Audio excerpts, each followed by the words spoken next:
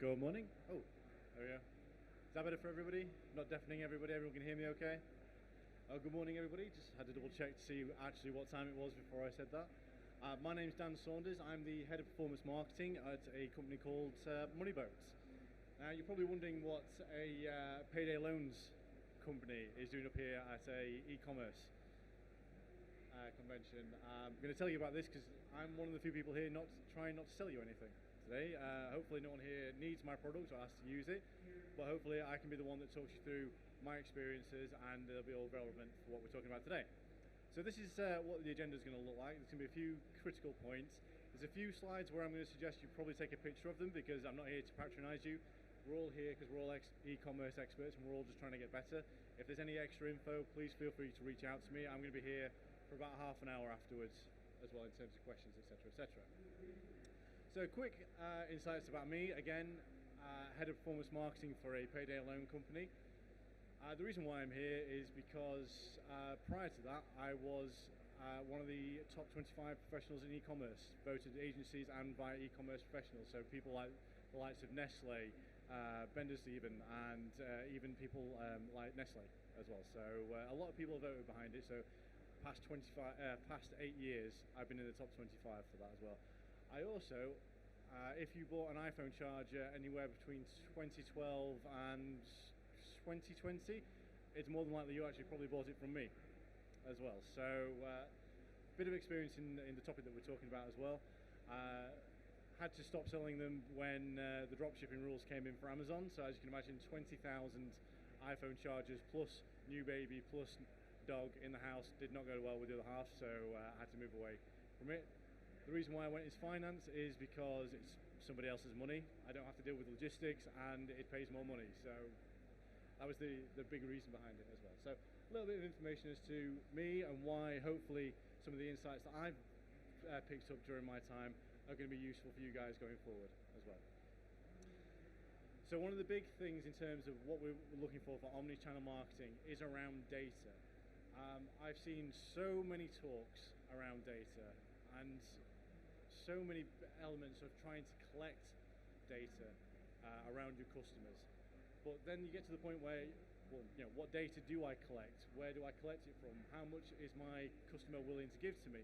Because I am one of those people. If you have too many fields on your data collection points, I am going to put random stuff in there to annoy you and to ruin your customer data. So make sure it's relevant is the first point. I'm going to take a few points through this and just take you all through relevant data points, data that you can get from Google, data you can get from Amazon, data you can get from third-party SaaS tools as well. So hopefully that'll be all quite useful for you as well. I want to take you step by step through different channels as well, because the reason why I'm talking about omnichannel marketing, because optimization doesn't just come through Google, through Amazon. It comes through TV, radio, email, even your retention programs as well. Everything has to be focused in the one direction. And that, quite simply, is what omnichannel marketing is. Having all your marketing channels focused on one goal, all pointing in the right direction.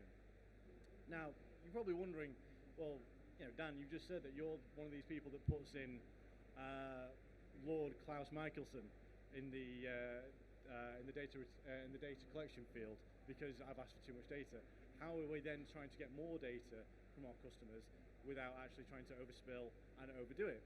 One of the key elements that we need to be looking into here is your persona data, and persona data is so vital. Are we a mix of agency or in-house at the moment? Can I have a hands up for agencies? In-house? One of the things that I want you to come away with today is to know your customer. Now, if you can go away and say, actually, I know who my customer is, who my most profitable customer is, what device they use, what time of day they use, when are they thinking about my products, when don't they want to think about my products, who sparks that thought about my product to them, what device, type of medium, how much are they worth more to me through Amazon, are they worth more to me through coming through Google, are they worth more to me coming through email? If you can then answer those who, what, why, where, when questions, that's step one in the right direction. I used to do this agency side long ago. We had a travel agency client who wanted to target honeymoon customers. Now the problem with honeymoon customers is, yes, they spend more. On the average for this client, it was £15,000 per holiday. I know It's a lot. It's more than I would ever dream of paying for a holiday. But these are the target customers they wanted. One-off spend, get £15,000, nice and easy, all sorted for them. But actually, what we looked into was, in their persona customers was honeymoon customers typically are one-time buyers. You never, if you get remarried, are you going to buy through the same travel company again? Probably not. You're going to go to the same place. There's a whole debate around that. Anyway, what we saw was the looking into the persona of their customers that bought more from them were only spending probably about £2,000 a holiday, and these were family holidays. So a nuclear family, let's say 2.5 children and 2 partners, they were spending £2-3 grand a holiday. But if they had a good if they had a good experience with you, they would be coming back more often, and they ended up spending more. It was something in the region of £25,000 in comparison to the honeymoon customers. So spending all that money trying to acquire one type of customer was a complete waste of their time, because they would get the one-off payment and they wouldn't build up from there as well. Does that make sense to everybody? Is that something that you all would all be doing yourselves? It's not just something I've just brought up and I think it's a good idea. Excellent. If you have not taken a picture of this and you're really worried about persona data, this is a really, really good brief guide into the who, what, why, where, whens as well. So I'll let you take a photo of that beforehand as well. I did say I would extenuate? That sounds like the right word. Photo taken by taking a drink, but that's where we are with it as well. This is another graph that I want you to take a photo of as well, because this can look absolutely terrifying, because so many people, and I'll admit it, even the company that I'm at the moment in time, are nowhere on this graph. I thought this had a laser, but I then realised lasers bounce off glass, so this isn't probably going to work out as well as I'd hoped. A lot of us are probably on the first element here, descriptive. We have KPIs from the C-suite, and they have no clue what that means to us in real-time data. What I want people to take away from this is not to be terrified by this graph, to see how far away you are from the top, but to firmly place yourself on this graph so you can then build where you're going to go from there. If you're on descriptive, in the next 18 months, I want you to be able to get to predictive, looking at your customer's lifetime value, looking at your upselling models as well. And I'm going to give quite a few case studies of where I've done this before. I don't see any of my former colleagues in here, so I think I'm all right sharing data on here as well, because it's not been approved yet. But hopefully it'll be useful data for you guys that works for me, and nobody's called me out or tried to sue me for. Yeah. So looking at this at the moment in time, this to me is a very solid argument to go to your C-suite and say, I need more money for marketing. And I know it's easy for me to say because I work in finance, and at the moment in time I'm playing with someone else's money, it's not mine, but I used to play with my own money, and this is how I used to justify to myself how much money am I spending on this element. Because if you can then justify that to the customer in a time where marketing budgets are being restricted, we're post-COVID, cost of living crisis, but before that we had Brexit, we had Scottish independence, we had tragedy after tragedy after tragedy. There's always going to be a reason why your marketing budgets are going to be cut. This graph keeps you on an enabled point to then say to your C-suite, you invest £10 with me, here's 100, 150, 200, whatever number gets your C-suite hot for that as well. Being able to make sure that you're collecting the right data on the right people and using it in the right way is really, really important. But again, if you're not at preemptive, the government will remember when the government tried to post their COVID predictions, they tried to use the preemptive marketing model, and not to be horrible to the UK government, but I don't think any government in the world really got it right. They all tried to use the preemptive modelling, but they couldn't, and that's government-funded research as well, and they couldn't get it right. So don't feel bad if you're not at that stage. There are probably about 4 or 5 companies in the world that are at that stage. So if you can build up to there, that's what we're aiming for as well. I just want to show you what the new funnel for e-commerce looks like as well. Where it says AMZ at the bottom, that is storefront as well. So one of the things that we need to talk about here, which we probably don't speak enough about, is as e-commerce brands, we actually probably, some of us still have a storefront. Does anyone here still have a storefront? Good, I saw 3 or 4 nods, so this will be useful. So where I say Amazon here, think storefront as well, because again, I'll be showing you a case study very, very soon about how you're able to track your digital and online and attribute them coming into the storefront as well, with relatively little spend in comparison to what people think about as well. So TV and radio. Going down to social media as well, I'm terrible at social media as well, so if anyone's ever worked with me before, this is still a really, really useful tool, and people are really using it really well for the lower end of the funnel. But where I found it better in the omnichannel presence is to use it just under TV and just under radio as well. If you've got all these sections clear in your mind, all focusing in the right direction, you are onto a winner straight away. Quick example of TV advertising. You might not think this is a thing anymore, but product placement is rife at the moment in time, and not just product placement, virtual product placement. Has anyone seen what the hell was the thing that was even called? Making the Cut on Prime Video. Has anyone seen that? They had a packet of M&Ms used in one scene that when you were watching Amazon Prime, it actually came up with a buy now function on it. But people in the northern part of England didn't see M&Ms, they saw one of their other brands as well. So this is virtual product placement that's coming in through Amazon Prime. And it's not just Amazon Prime as well, it's NBC have launched a product called Peacock, where you can digitally integrate your products. Now, is anyone a fan of The Boys, the TV show on Prime? There was a scene in the second series where there's a big DeWalt saw. Now, only people in the US saw a big DeWalt saw. In the UK saw a big DeWalt saw. Everyone in the US saw a Makita saw. Little things like that, and then having the option to then buy those products as well. Last example is not as good as those other options. Is anyone watching The Wheel of Time at the moment? If you start watching The Wheel of Time, you're going to get a notification saying, do you want to buy the book? Because it's based on a book. So anything that's made from a story is now able to buy from a book. So these are all examples of where omnichannel marketing, really, really top of the funnel execution, because attribution TV is really, really difficult. If someone's watched a TV series and then bought a pack of M&Ms, that's really, really difficult for me to attribute. But if you're taking it onto a bigger scale, where if you're working with Amazon already, they are opening this up to you, and this can be really, really fantastic, really something interesting for you all going forward. And trending marketing as well. If you've got, for example, a customer that's fallen out of the cycle with you, they're not into the funnel, you're trying to re-engage them. Sorry, I just realized there's a whole load of people over here, and because this is focused over here, I'm trying to focus over there at the same time, but I'll try and speak fairly as I can. The best way to try and re-engage them is through trending marketing. So people have fallen out through the tunnel. Now you can either reach them through TV, social, email, wherever you can, but as long as you've got their details previously, re-engaging them, putting them back into the funnel is really, really important, and making sure that you're happing onto trends as well. Like there was one example of this is some charity work that we did for a local museum. This is actually something that I did off my own back as well. Is anyone familiar with a place called Doncaster? From there originally, if you haven't told from the accent, there's a museum there where we're heavily into the Romans, and now everyone will see the TikTok where, asking men about how often do they think about the Roman Empire. So we jumped on that to re-engage with people, to remind them that we're still here and we have really, really strong Roman connections. So charity work in comparison to actual where it will work in the e-commerce. It worked for us, but it was just a quick trick thing, but it could work for you guys as well. Any tips or tricks, anything that's going on at the moment in time, anything that's trending, where you can relate it back to your product, jump on it straight away, because that's a really, really good way to re-engage your customers or help them move through the buyer's journey as well. The case study I promised you, we had sold 16,000 products to Homebase because they were literally just about to go out of use. The newest model was about to come into as well.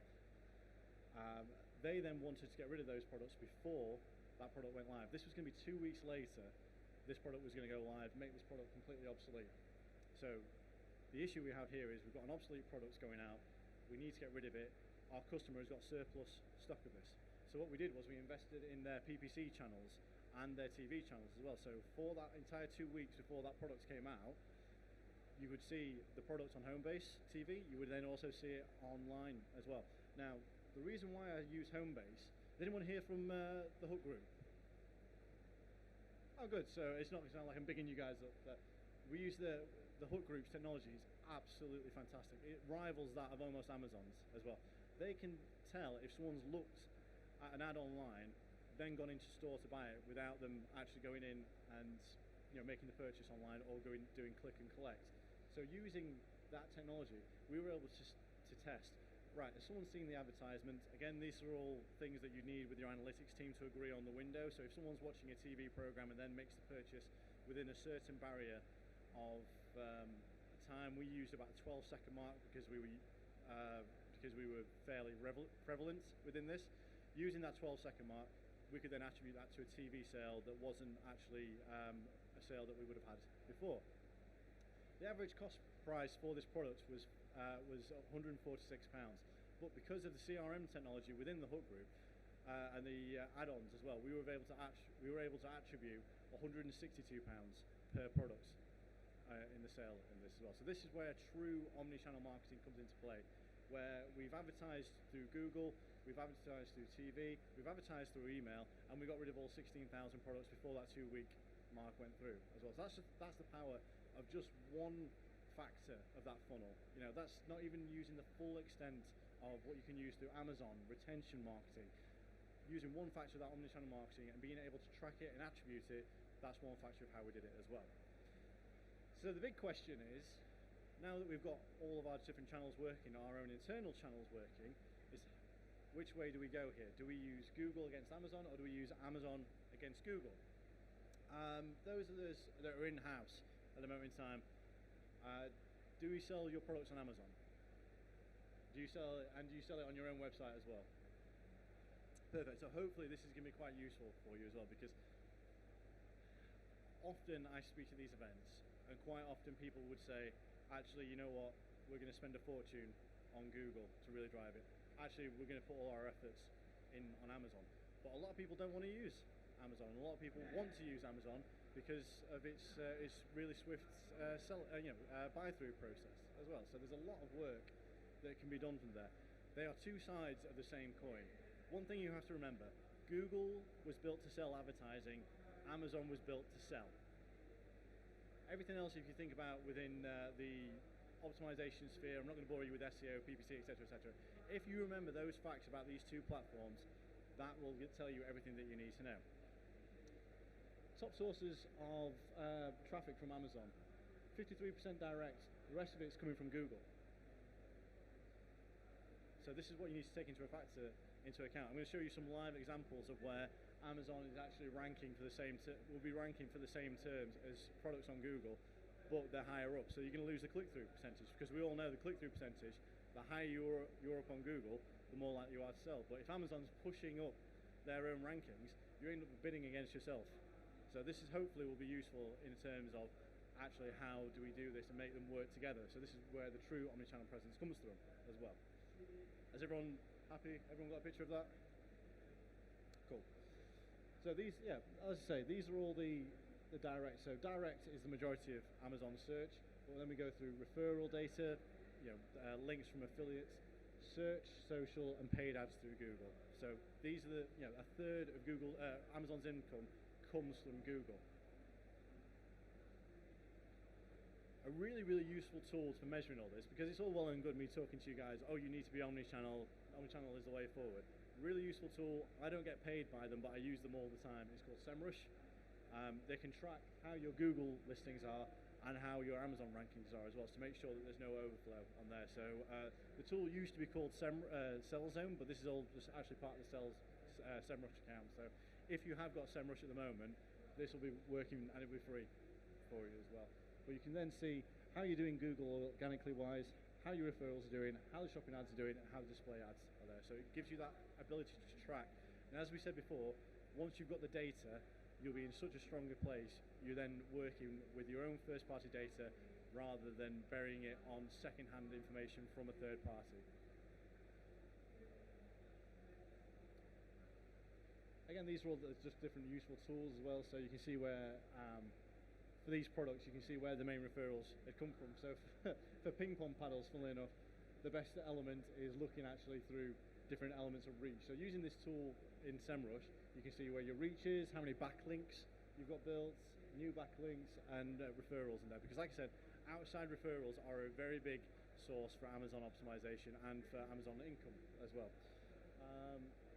Just realised I've talked through all these slides already, so I actually get to the case study for you here. So what we can see here is Amazon's outranking.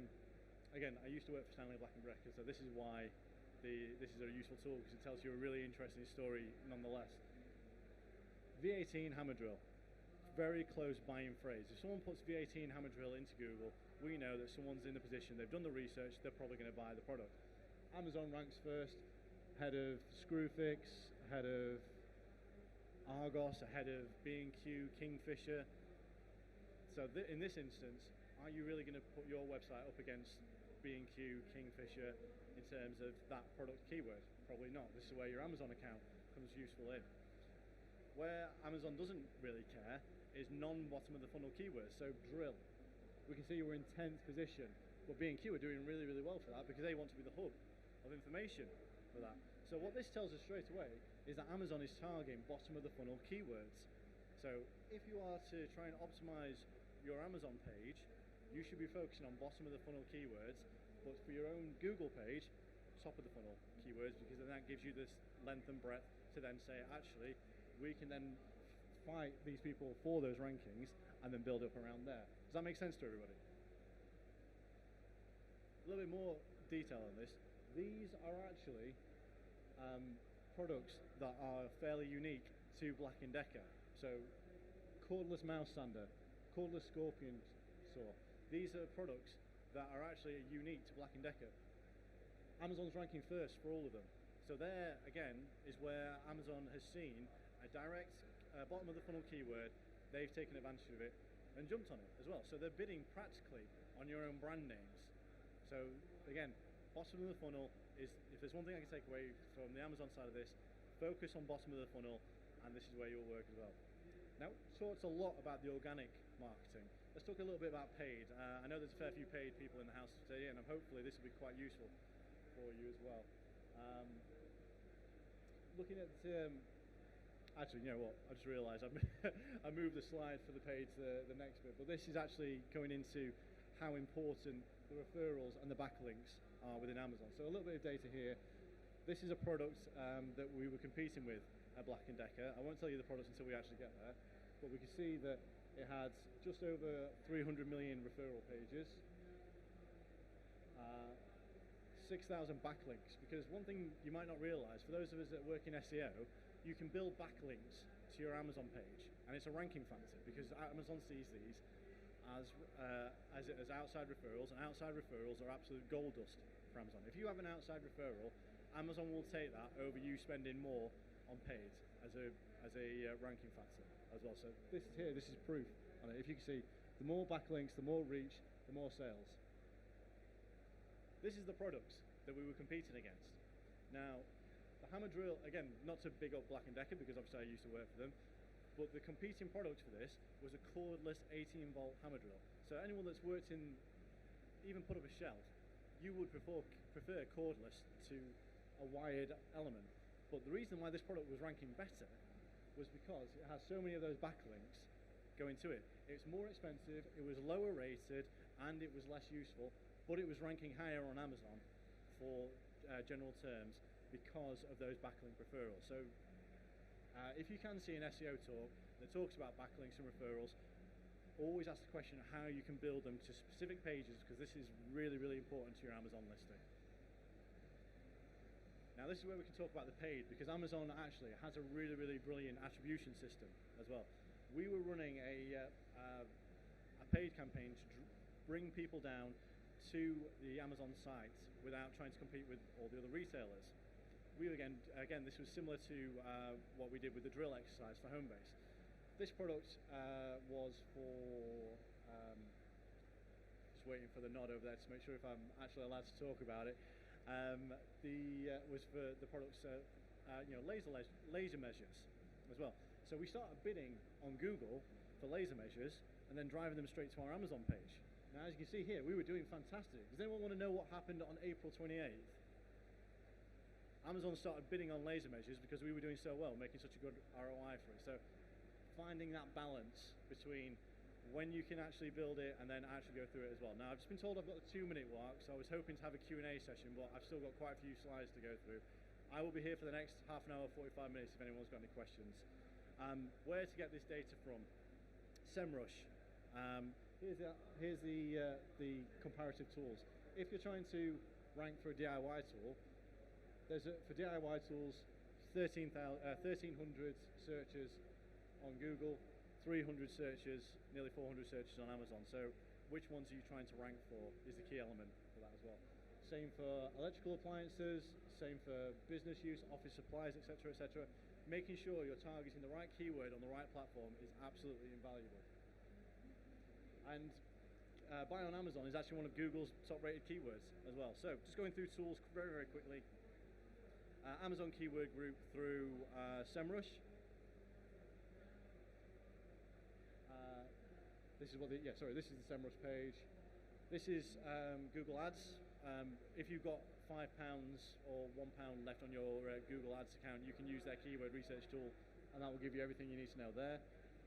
And quickly as well, these are very, very quick ranking factors on Amazon, because I will talk for that for about an hour and a half if anyone gives me the chance as well. So hopefully this will be useful for you all as well. One last note there. 60% of sales online started on Amazon. So if you're not on Amazon, that figure there should be enough to know that people are not going into store to do their research as much as they used to. They're looking on Amazon to then find your product. Do you want them to look on Amazon, then go away and find your product, or do you want them to look on Amazon and then buy someone else's product as well? Thank you very much. I'm sorry I rushed through that last bit, but any questions, I will be here for the next half an hour, 45 minutes. Thank you very much.